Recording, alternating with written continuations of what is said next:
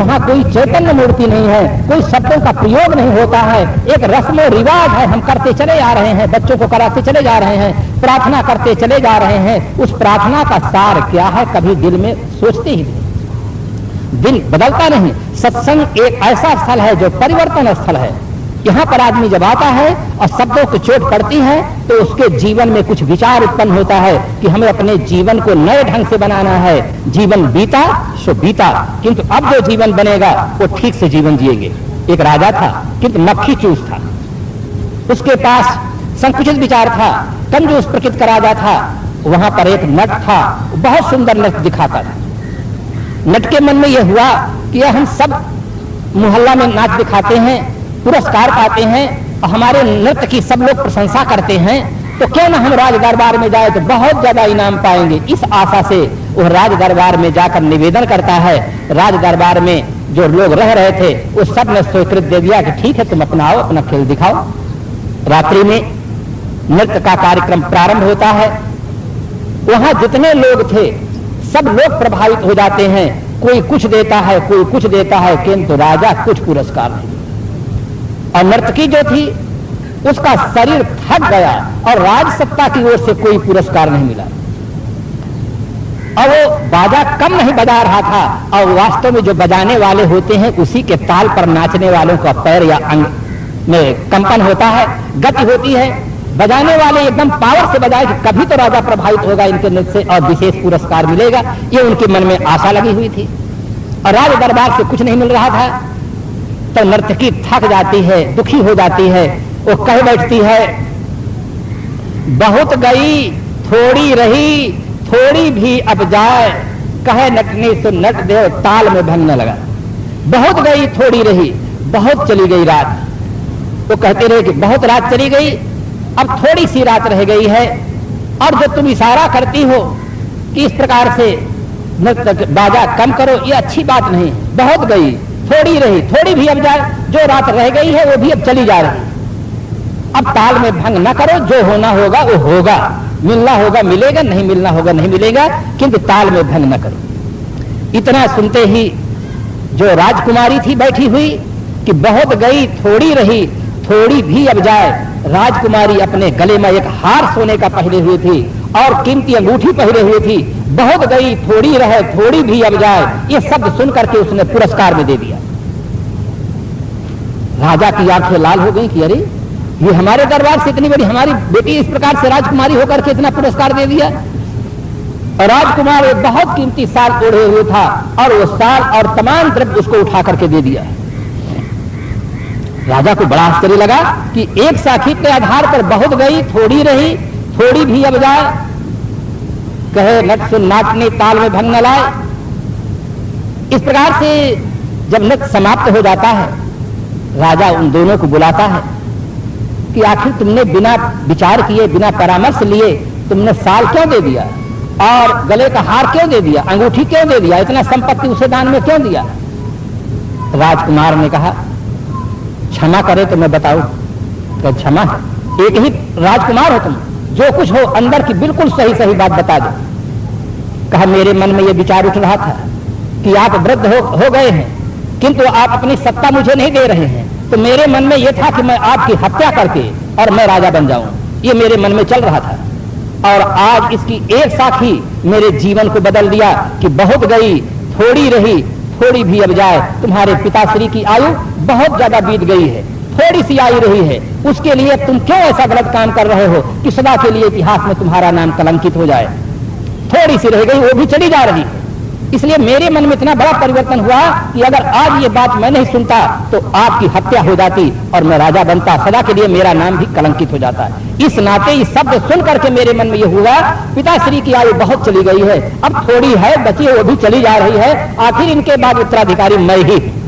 इस प्रकार से मेरे मन में दृढ़ता हुआ, मेरे मन में वैचारिक परिवर्तन हो गया। जो मैं आपकी हत्या सोचता था उसका मेरा मन बदल गया। इस व्यक्ति के कारण से मैं आपकी हत्या रुक गया, इस कारण से मैं उसको पुरस्कार दिया। रानी बुलाई तुम, कहा राजकुमारी कि तुम्हारे जीवन में क्यों ऐसा हुआ।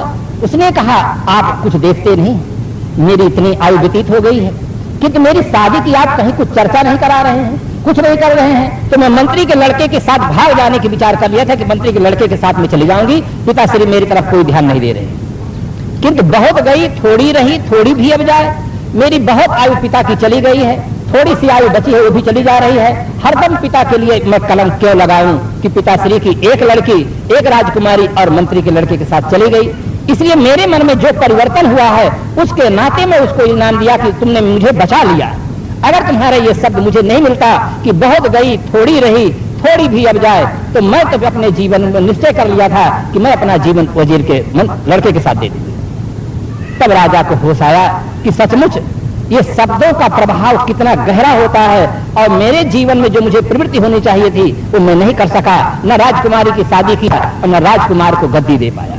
तुरंत राजा राजकुमारी की शादी के लिए व्यवस्था करता है और अपने पुत्र के लिए इस प्रकार से गद्दी देने के लिए प्रयत्न करता है। तो शब्दों की चोट एक ऐसी चोट होती है कि आदमी के जीवन को बदल देती है। एक शायर लिखता है, हविस की हविस इंसान को हैवान बना देती है, हविस की चोट इंसान को इंसान बना देती है, अगर हविस से बचे जीवन भर तो इंसान को भगवान बना देती है।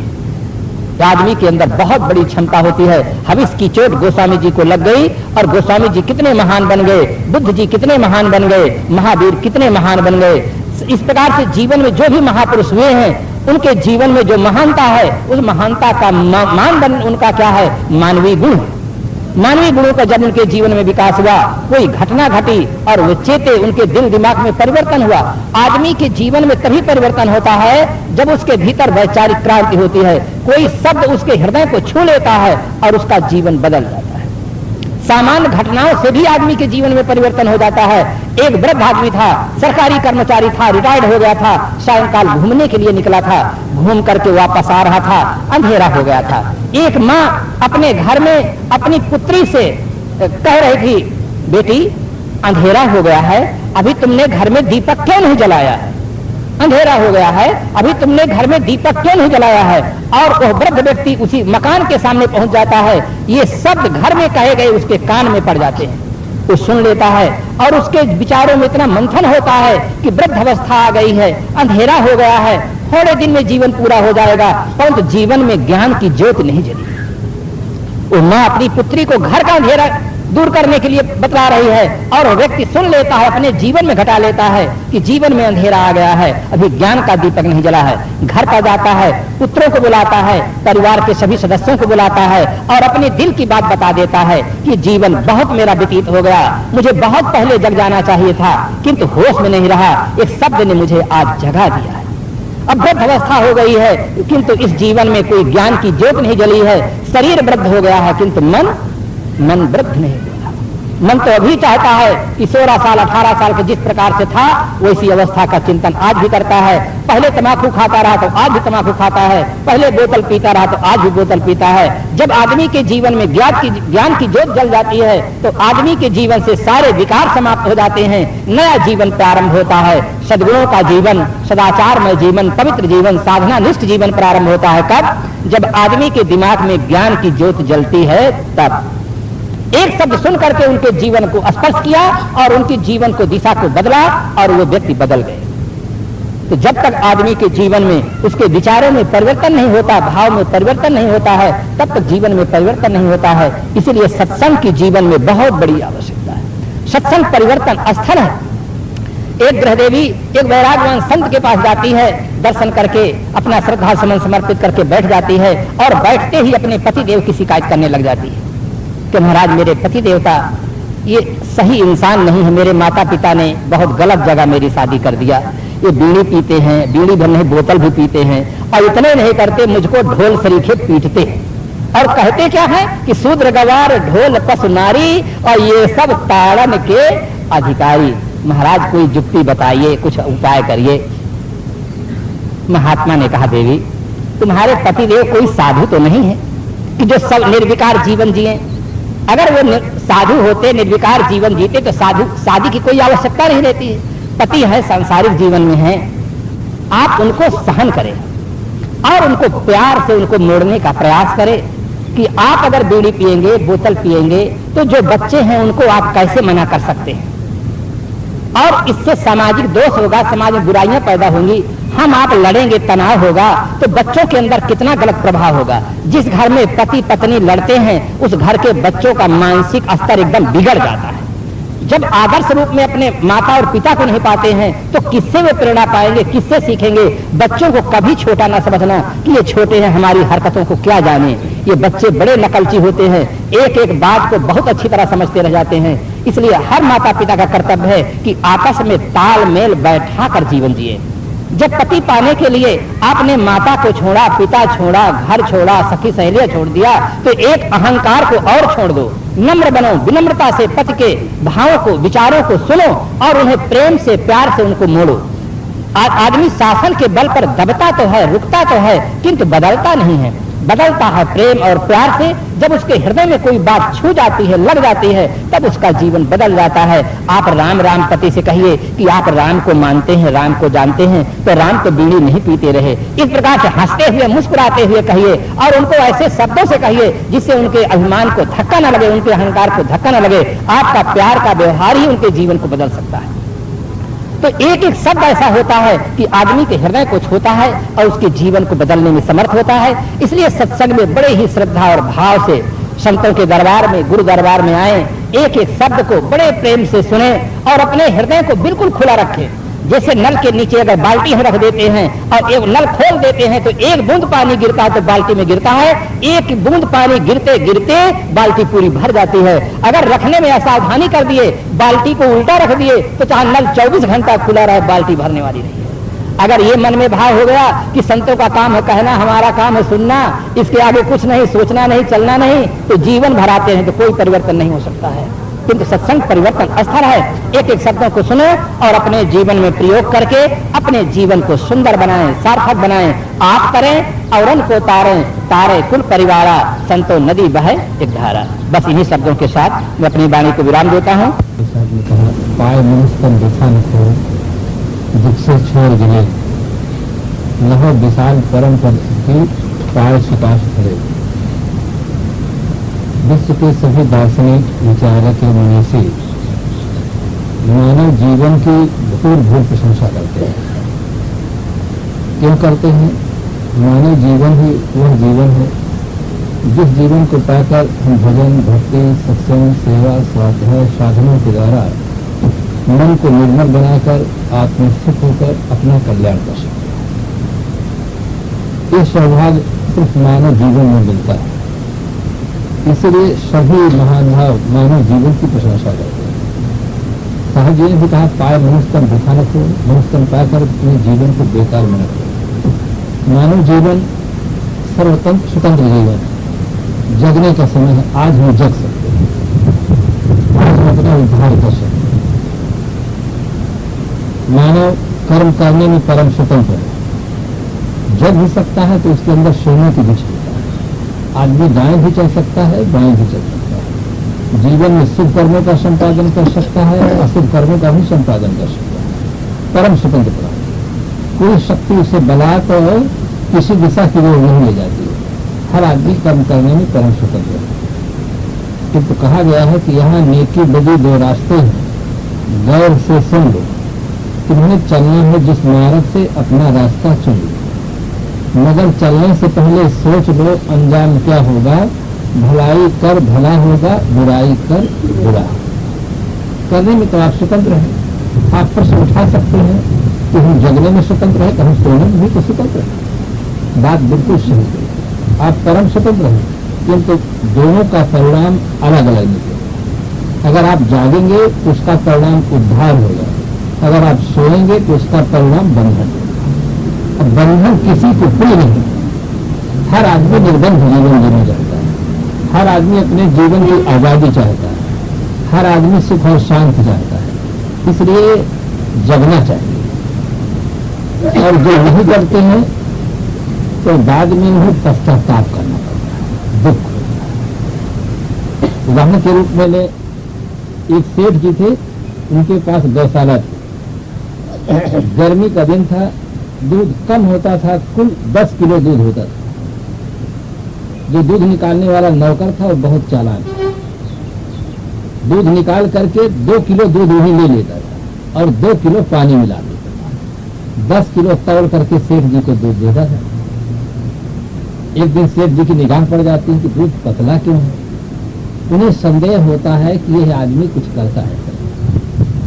सेठ जी दूसरे दिन मुनीम जी को भेजे तो जाओ गौशाला की ओर सुबह शाम ध्यान दे। मुनीम जी सुबह पहुंचते हैं, नौकर दूध निकाल रहा था। नौकर देखा कि आज मुनीम जी आए हुए हैं, दूध निकाल कर गया। मुनीम जी ने पूछा, भाव क्या हाल चाल है? हाल चाल बाबू ठीक है। कुल 10 किलो दूध होता है, जिसमें 2 किलो मैं ले लेता।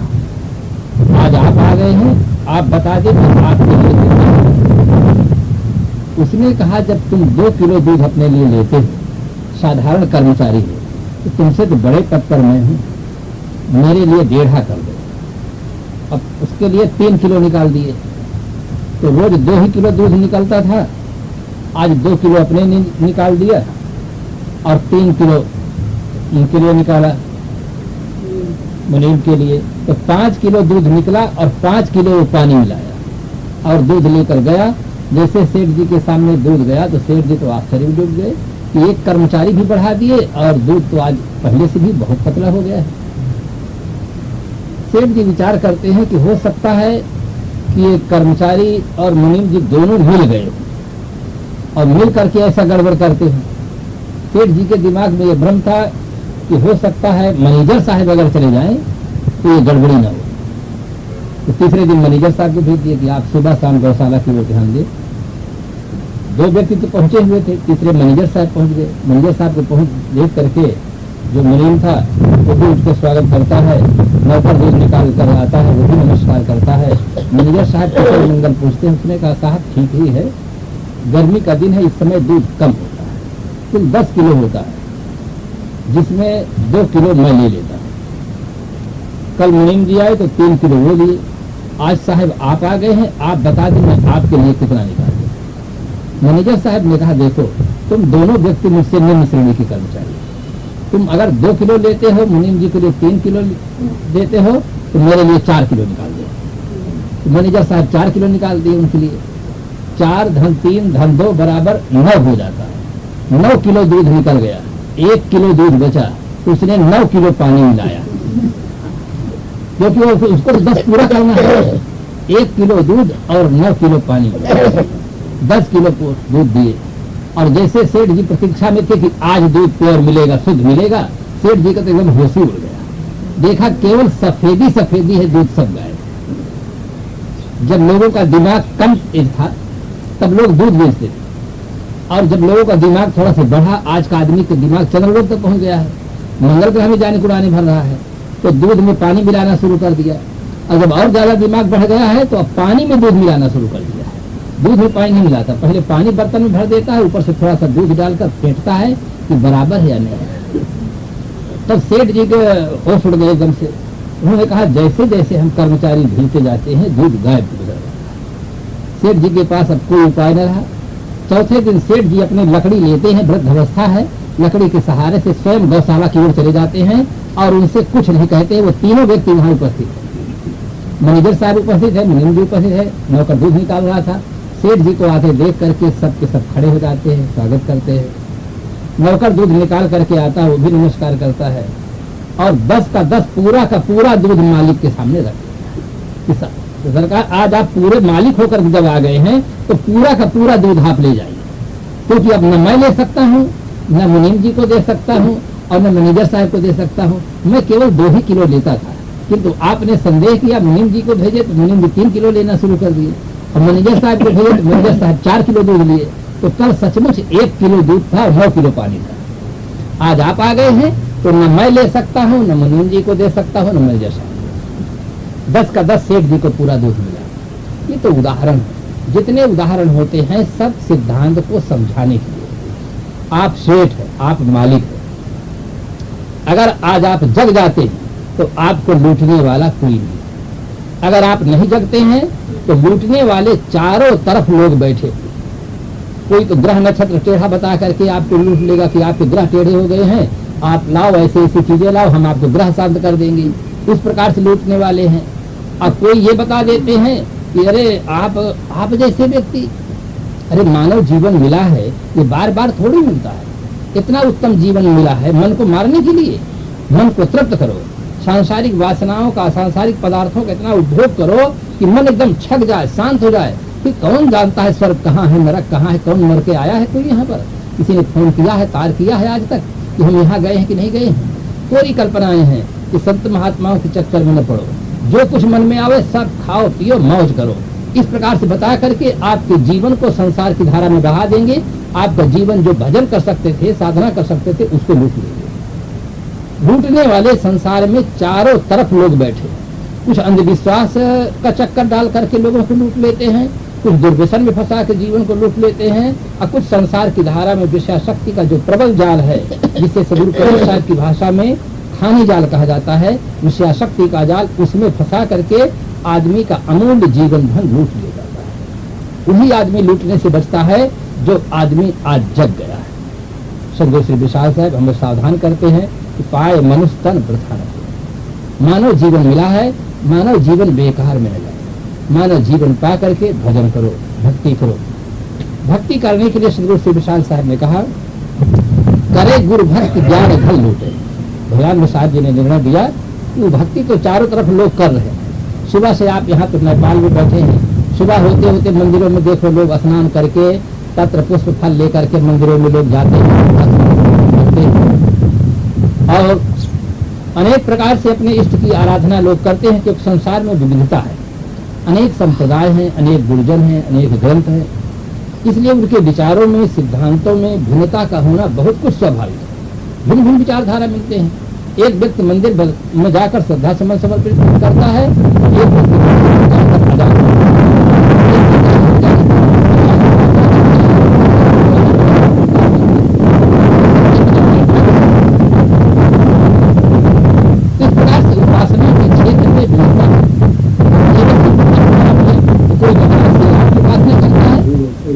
कोई सदगुरु, कोई महाराज श्री कृष्ण की उपासना करता है, कोई हनुमान जी की उपासना करता है, कोई शंकर जी की उपासना करता है, कोई अम्बे माँ की उपासना करता है।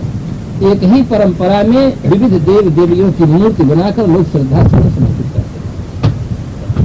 इसलिए एक साहब ने लिखा, लोग श्रद्धा से आराध्य देवों की पूजा तो करते हैं, मगर जिंदों की नहीं, मुर्दों की करते हैं। लोगों के मन में श्रद्धा है, भावना है, वो पूजा तो करते हैं, किंतु जिंदा की नहीं करते। जो शरीर छोड़ चुके हैं उनकी मूर्ति बना करके स्थापित करके उनमें श्रद्धा सुमन समर्पित करते हैं। लोग उपासना तो करते हैं, किंतु जिनकी उपासना करने से वस्तु स्थिति का बोध होता है, उनकी उपासना नहीं करते। उनकी उपासना करने के लिए सदगुरु हमें पूर्ण रूप से बल देकर कहते हैं, करे गुरु भक्ति ज्ञान धन लूटे। रुपया पैसा सोना चांदी प्राप्त करने के लिए हम सरकार के यहाँ सर्विस करते हैं, सेठों के यहाँ सर्विस करते हैं, किंतु ज्ञान रूपी धन की प्राप्ति के लिए हम सदगुरु की उपासना करते हैं। आप कह सकते हैं कि ज्ञान के जीवन में उपयोगिता क्या है? अगर रुपया रहता है, पैसा रहता है, और सब धन रहता है, तो उससे भोजन मिलता है, वस्त्र मिलता है, मकान मिलता है, औषध मिलते हैं, सांसारिक सब चीजें मिलती हैं, किंतु ज्ञान अगर प्राप्त करेंगे तो उससे हमें क्या फायदा होगा? धन से बाहरी जो धन है, इससे तो जीवन निर्वाह में सुविधा होती है, किंतु अगर आदमी के पास ज्ञान न हो तो आदमी अच्छा जीवन नहीं जी सकता। आज आदमी के पास धन है, अच्छे मकान में रह रहा है, अच्छे कपड़ा पहन रहा है, भक्ष अभक्ष सब कुछ खा रहा है, पेय अपेय सब कुछ पी रहा है, कर्तव्य अकर्तव्य सब कुछ कर रहा है। धन हो तो हम मकान सुंदर बना सकते हैं, किंतु ज्ञान न हो तो हम अपने जीवन को सुंदर नहीं बना सकते। संसार की बाहरी चीजों को हम सुंदर बना सकते हैं, अच्छी बना सकते हैं, किंतु अपने जीवन को अच्छा नहीं बना सकते हैं। और आज देखा जाता है कि आदमी के पास बाहरी चीजें बहुत है, बहुत सुंदर है, किंतु उसका जीवन अच्छा नहीं। और जीवन अच्छा जब नहीं रहता है तो जीवन में सुख शांति गुलर का फूल हो जाता है। रावण के पास कितना धन था, कितना बड़ा बल था, कितना बड़ा परिवार था, कितनी संगठन शक्ति थी, किंतु जीवन जब बिगड़ जाता है तो सुख शांति सब कपूर की तरह उड़ जाती है। इसलिए जीवन में ज्ञान रूपी धन प्राप्ति के लिए हमें सदगुरु की उपासना करें। प्रत्यक्ष इष्ट संत गुरु मान, मान महात्म भरम भुलान। प्रत्यक्ष इष्ट जिनकी उपासना करने से हमें बोध मिलता है, ज्ञान मिलता है, वो गुरु और संत ही। कितना परम सौभाग्य है कि हम एक वास्तविक विचारधारा के अनुयायी है, सदगुरु सदकों की पूजा करते, उपासना करते हैं। आज जो सारी भ्रांतियों से मुक्त होकर के सत्यनिष्ठ साधनानिष्ठ जीवन जीने का मौका मिलता है, उसमें मूल कारण ही है सदगुरु की उपासना। अगर सदगुरु की उपासना करने का सौभाग्य न मिला होता तो इतना बढ़िया जीवन नहीं होता। तमाम तरह की भ्रांतियों से जीवन आज छूटा हुआ है। संसार में जब हम बाहर जाकर देखते हैं तो लोग जहाँ उन पत्थर की मूर्ति देखते हैं या तुलसी का पौधा देखते हैं और बरगद का देखते हैं, पीपल का देखते हैं, वहाँ लोग श्रद्धा से पानी डालते हैं, फूल चढ़ाते हैं, उसको मीलते हैं, उसमें कपड़ा बांधते हैं, कितना कितना उनमें श्रद्धा तो है, किंतु बोध नहीं है कि हमें किसकी पूजा करनी चाहिए, किसकी उपासना करनी चाहिए, ये उन्हें बोध नहीं है। एक शायर लिखता है कि बंदा परवर मैं वह बंदा हूँ कि बाहर बंदगी जिसके आगे सिर झुका दूंगा खुदा हो जाएगा। आदमी इतना महान प्राणी है, जिसको छू लेता है वो महान बन जाता है। अगर आदमी पत्थर को न छुए, हथौड़ी न उठाए, छेनी न उठाए, तो कभी उससे हनुमान जी नहीं बन सकते, कभी राम की मूर्ति, कृष्ण की मूर्ति नहीं बन सकती। आदमी जिसको छू लेता है वो वस्तु मूल्यवान बनती है, आदमी न छुए तो कोई मूल्यवान चीज नहीं बनती। किंतु आज आदमी अपनी गरिमा को ही भूल गया है, अपने आप को भूल गया है। इसलिए इस गुरु श्री विशाल साहब जी ने कहा कि करे गुरु भक्ति ज्ञान धन। गुरु की भक्ति करने में नर और नारी दोनों को समान अधिकार है, क्योंकि दोनों को मानव जीवन मिला है। दोनों के जीवन का लक्ष्य एक है।